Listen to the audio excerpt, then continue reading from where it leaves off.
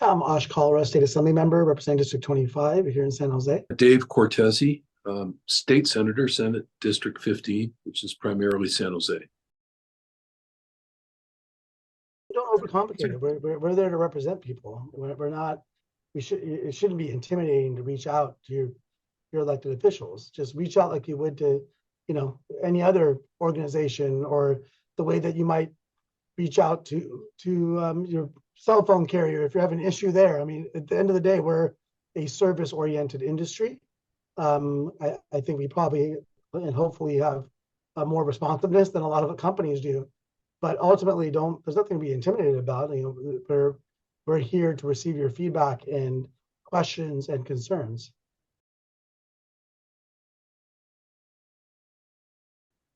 Well, if you're actually in Sacramento, of course, there's public comment periods, just like in local government, at the end of debate or deliberation of each bill that comes through committee.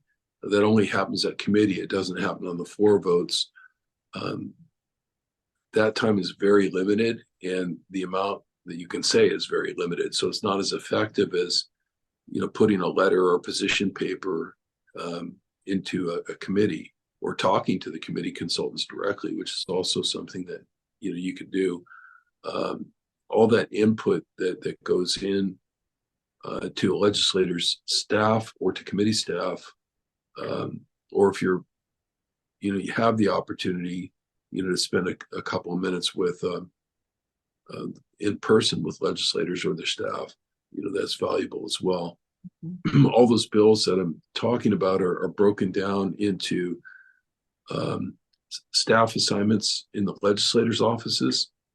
So they're leg aides, not always young, but typically, I think are these are students or fellows that have recently come out of undergrad themselves, and those staff persons in the legislators' offices, like mine, the senators and assembly members, are assigned bills to work, which would be the work of their own office, the work of their own legislator.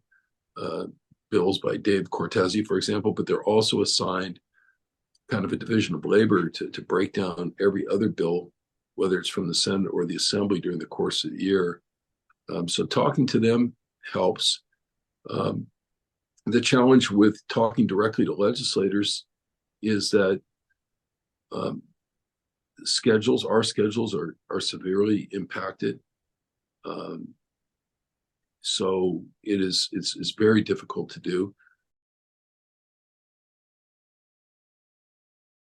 On some of the days next week, I'll be assigned to multiple committees at the same time. That old saying, you can't be in two places at the same time. It's not true in Sacramento.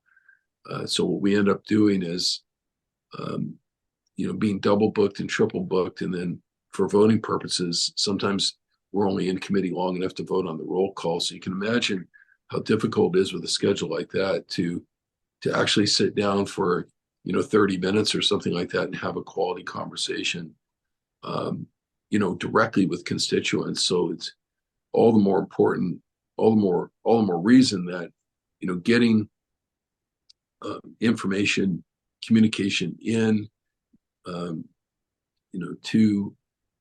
through the legislative information portal to the consultants who write up the analysis, to the staff who's making a recommendation to their legislature, aye or no or abstain, and why.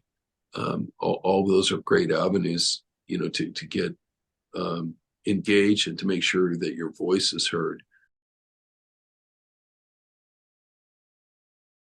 Part of the problem with showing up in person is that by policy, there are only allowed typically 2 witnesses on each side of the issue that are designated by the author to, in effect, be expert witnesses on the topic. So, for example, I have a bill on guaranteed income for exiting high school seniors. Typically, there'll be one 3-minute maybe 5-minute testimony from somebody who's, you know, considered to be an expert on guaranteed income, for example, from Mayors for Guaranteed Income or some organization like that. It could be a student. It could be a high school student that's homeless, or a college student that entered college at San Jose State homeless, for example. We do that sometimes. And sometimes we'll have a technical expert, and we'll have a witness with lived experience like that, but one, you know, and then we're basically timed out on witnesses at that point. The only other witnesses who get to speak are in all committees. This is across the board policy, can speak, but they can only say their name, their title, if any, and their position on the bill, meaning support or oppose. So while that's somewhat effective and satisfying, it's certainly effective to see, you know, 20 or 30 or 100 people or whatever the number is line up single file and start walking forward, you know, and say, I'm a student at San Jose State University, and I support SB 333. And the next person comes up and says, I'm a student from San Jose State University, and I support SB 333. And then maybe there's, you know, 20 other witnesses from San Jose State or from other places. Certainly that has an impact on the legislators. They're looking at that. They will look down at their computers, at their paperwork, and see who else is supporting the bill, who's opposed to the bill.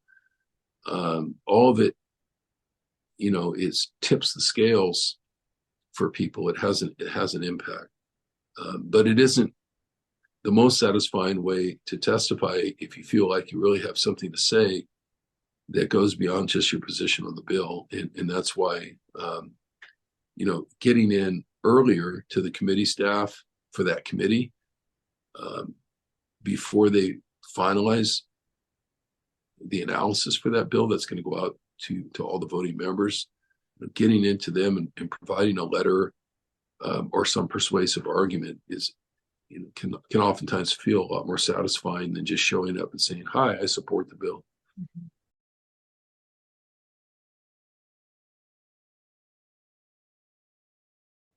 So doing nothing is almost always, you know, a recipe for empowering a handful of people who are, you know, working in cubicles in Sacramento, churning out analysis on bills, empowering them disproportionately, I think, you know, in terms of what the recommendation is going to be on that bill. You know, silence is sometimes a good negotiating tool, but not in this case.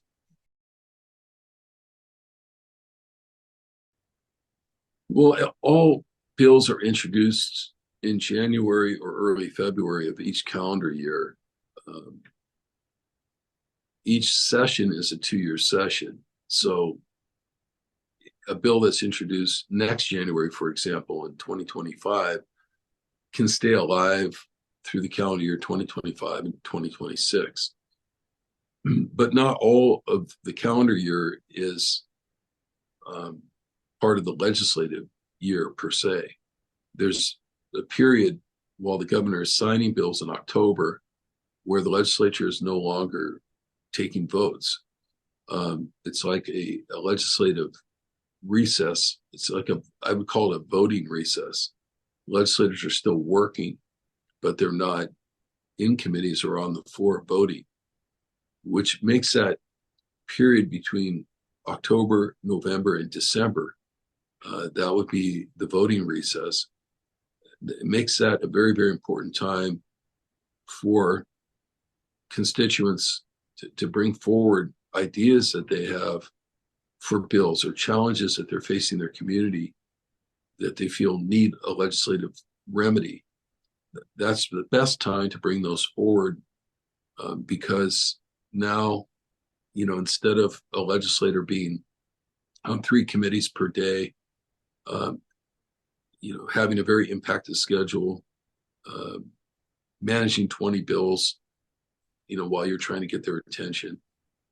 Um, it's a different opportunity. It's an opportunity to come forward, for example, and say, um,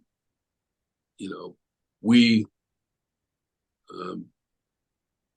students or constituents think that transitional age foster care needs to be improved, and we'd like to add a year onto the age of emancipation for foster youth because we think that their benefits are being cut off too soon.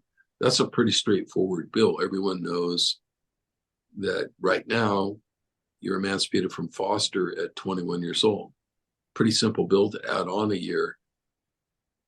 To go to somebody with that bill and say, we think this needs to happen. I mean, ideally that would happen, that conversation would happen in October, November, or December of the legislative year, regardless of which house you bring it to, Senate or Assembly.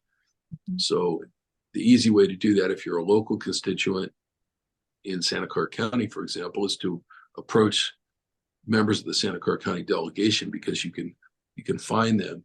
You might be able to get a face-to-face meeting or a Zoom meeting more readily in October, November, December, because those legislators aren't tied up in Sacramento. They're working in their districts typically. So that's a key period for bringing forward, like I said, either ideas or challenges. We hear a lot of times from people who just say, there's an obstacle in the law that's, in state law, that's making it very, very difficult for people like me to get my interests satisfied. And so well, what is that? What is that barrier? They don't have an idea for how to fix it. They just know what the problem is. That's fine. Then we're in a sense, I happen to be an attorney, but in a sense, you can kind of think of it as going to a law firm and saying, I have a big problem and you're the lawyer, you figure it out for me. In a sense, that's what a legislative office can do. It's just that we're working on the legislative side, not the judicial side.